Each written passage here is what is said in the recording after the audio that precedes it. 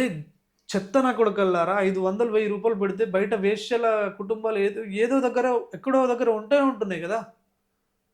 లీగల్‌గానే అట్లాంటివి జరుగుతున్నాయి గదా! అక్కడికెళ్ళొచ్చు గదా! ముక్కు పచ్చలారని పసిపాపని అసలు ఆ పాపని చంపడం ఎందుకు? నువ్వు చావడం ఎందుకు? శివుడికి ప్రసాదంలాగా గంజాయి పెడుతున్నాడాడు. ఎంత దారుణం అసలు. మదనపల్లి గ్రామానికి సంబంధించిన అన్నమయ్య జిల్లా మదనపల్లి గ్రామానికి సంబంధించిన పాప తన ఇంటి ముందు ఆడుకుంటుంటే సైకిల్ మీద తన ఇంటి ముందు ఆడుకుంటుంటే తీసుకెళ్లిన ఒక కామాంధుడు కామ పిశాచి తన ఇంటి పక్కనే రోజు తనతోనే ఉంటూ అన్నయ్య అనుకుంటూ తనతోటి తిరుగుతున్న ఒక పాపని తెలీదు ఆ పాపకు వాడు అలా చేస్తాడని ఇంట్లోకి రమ్మని పిలిచాడంట.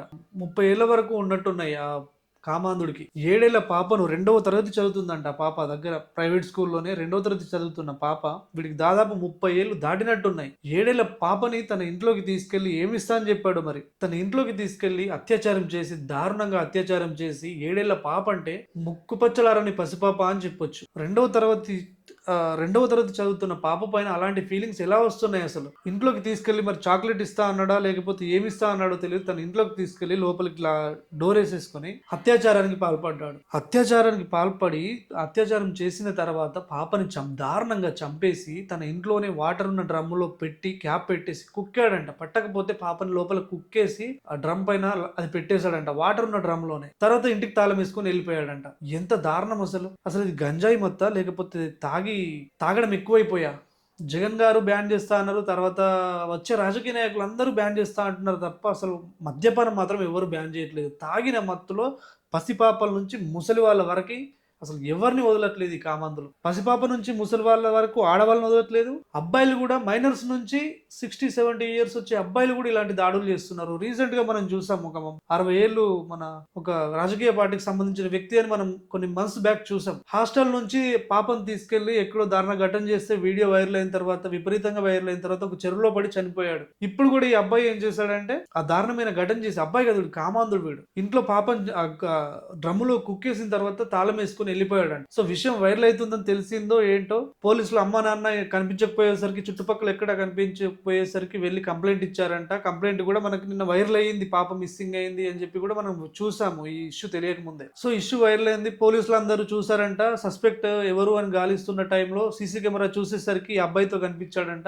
ఇల్లు తాళం వేస్తుండేసరికి కాసేపు వెయిట్ చేసి ఆయనను సంప్రదించడానికి కుదరకపోవడంతో తాళం పగలగొట్టి చూసేసరికి ఇంట్లో దారుణం. మిస్ అయింది పాప తిరిగి వస్తుంది ఎక్కడికో తెలియక అంటే దారి తప్పేటో వెళ్ళినట్టుంది ఎప్పటికైనా మా పాప మాకు వస్తుంది అని వాళ్ళు అనుకున్నారు తప్ప ఇంటి పక్కన ఉన్నవాడే ఇంత దారుణం చేస్తాడని వాళ్ళకి ఎలా తెలుస్తుంది? తెలియదు కదా. అన్న చెల్లి లేకపోతే పాప అనుకుంటూ ఆమె చుట్టూ తిరిగి వాడు ఇలాంటి మైండ్ లో ఇట్లాంటి ఫీలింగ్ ఉందని ఎవరికి తెలుస్తుంది? సో డోర్లు పలకొట్టి చూసేసరికి ఇల్లంతా ఓపెన్ చేసి సెర్చ్ చేసేసరికి పోలీసులు డ్రమ్ములో పాప కనిపించిందంట. ఎంత దారుణం అసలు. ఒక 32 ఏళ్ల దరిద్రుడు ఒక 2వ తరగతి చదువుతున్న పాపపై అట్లాంటి ఫీలింగ్స్ ఎట్లా వస్తున్నాయి అసలు? మందు వల్ల కాదా? గంజాయి వల్ల కాదా? అరే చెత్త నా కొడుకల్లారా! 500, 1000 రూపాయలు పెడితే బయట వేశ్యల కుటుంబాలు ఏదో దగ్గర ఎక్కడో దగ్గర ఉంటున్నాయి కదా. లీగల్ గానే అట్లాంటివి జరుగుతున్నాయి కదా. అక్కడికి వెళ్ళొచ్చు కదా.